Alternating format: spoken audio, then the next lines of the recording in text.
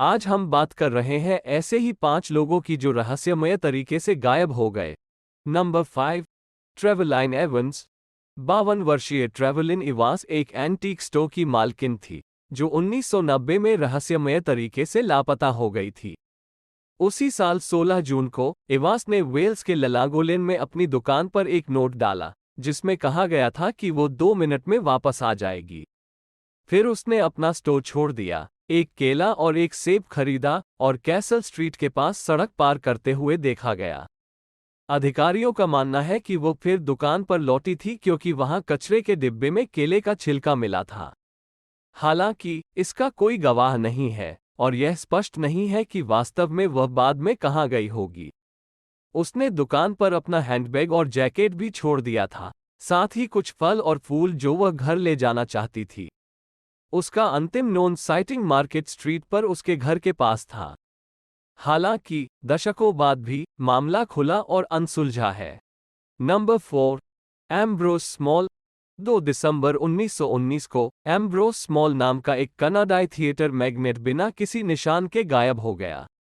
उसी दिन उन्होंने ट्रांस कनाडा थिएटर्स लिमिटेड को अपने विशाल थिएटर होल्डिंग्स की बिक्री कर दी थी और एक अच्छी रकम का चेक प्राप्त किया था। श्री स्मॉल के वकील के अनुसार EWM झुंड ये राशि तब तुरंत बैंक में जमा कर दी गई थी। शाम करीब 5:30 बजे मिस्टर स्मॉल को उनके ऑफिस में देखने वाले वकील आखिरी थे। 2 दिसंबर को जहां दोनों संपत्तियों की बिक्री को लेकर बैठक कर रहे थे।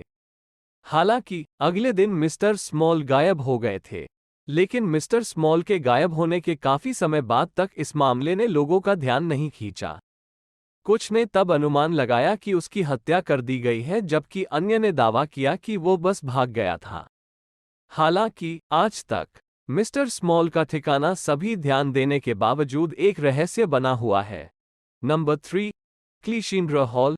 क्लिशिंद्रा हॉल एक 18 वर्षीय लड़की थी, जो अरकनसस के पाइन ब्लफ में फॉसेट रोड पर अपने स्कूल के बाद के वर्कप्लेस से लापता हो गई थी। वहां वो एक डॉक्टर लैरी एमोस द्वारा एम्प्लॉयड की गई थी, जो अपने घर से एक नॉन प्रॉफिट संगठन चलाते थे। 9 मई 1994 को हॉल ने रात करीब 8 बजे अपनी मां से फोन पर बात की थी, जिसके बाद उनकी मां सो गई। जब वो उस रात बाद में उठी तो उसे एहसास हुआ कि हॉल कभी घर नहीं आई थी। इसके बाद उन्होंने डॉक्टर आमोस को फोन किया, जिन्होंने बताया कि हॉल रात करीब 8:30 बजे अपने घर से निकल गई थी। उन्होंने ये भी कहा कि हॉल को एक अज्ञात चालक द्वारा पिक गया था, लेकिन उसके माता पिता के अनुसार उसे लेने के लिए कोई भी शेड्यूल नहीं किया गया था। एक कोवर्कर ने कहा कि हॉल ने दावा किया था कि वो उस रात घर पैदल चलकर जाएगी। 2011 में नए सबूतों के आधार पर पुलिस ने डॉक्टर आमोस के घर पर तलाशी वारंट जारी किया, लेकिन कुछ भी नहीं निकला। नंबर 2, ली शेपर्ड।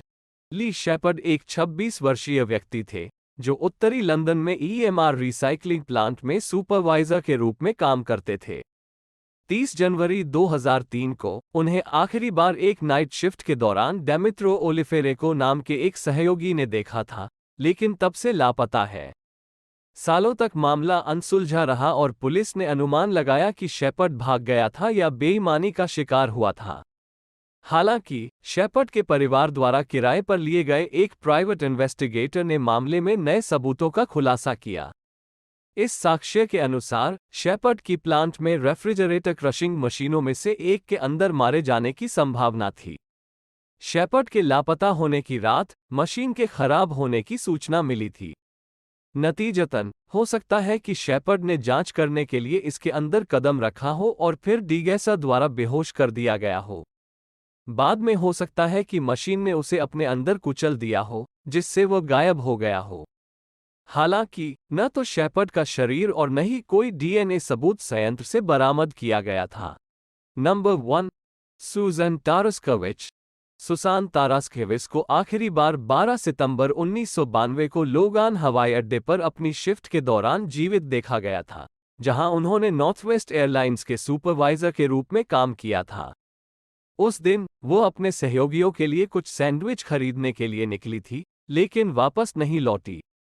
2 दिन बाद उसका वाहन एक स्थानीय ऑटोमोबाइल मरम्मत की दुकान पर खड़ा पाया गया और उसका बुरी तरह से पीटा हुआ शरीर उसकी डिक्की में पाया गया।